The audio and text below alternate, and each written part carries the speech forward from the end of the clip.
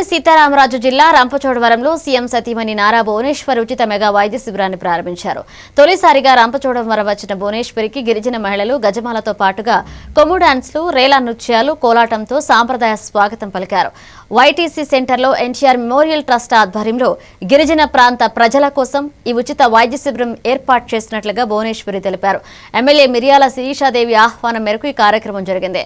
New triple GSR hospital సహకారంతో శిబిరం నిర్వహించగా గిరిజనులు భారీ సంఖ్యలో తరలివచ్చారు. ఈ కార్యక్రమంలో మహిళలు, నాయకులు, టీడీపీ కార్యకర్తలు, మాజీ ఎమ్మెల్యే వంతల రాజేశ్వరి పాల్గొన్నారు. ఈ బ్లడ్ యూనిట్స్ అందజేయగలము, ఈ అన్ని మేము చేయగలమంటే అది ప్రజలు సహకరించే వాళ్ళు ఉండాలి.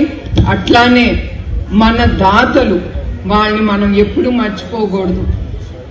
దాతలు ముందుకొచ్చి మేము ఉన్నాము, మీరు ఏ కార్యక్రమం తీసుకున్నా మేము మీతో పాటు చెయ్యి కలిపి మీకు అందాలని ఆ ప్రాంతాలకి ఈ బస్సు ముందుకి తీసుకెళ్తున్నాం. తద్వారా 2183 క్యాంపులు ఈ బస్ ద్వారా మేము నిర్మించాము. దీని ద్వారా 4,50,000 మంది లబ్ధి పొందారు. అట్లానే విద్య దానికొస్తే ఇప్పుడు వరకు 2,113 మంది పేద ప్రజలు అవనే పేద పిల్లలు అవనే అనాథ పిల్లలు అవనే ఇప్పుడు వరకు వాళ్ళకి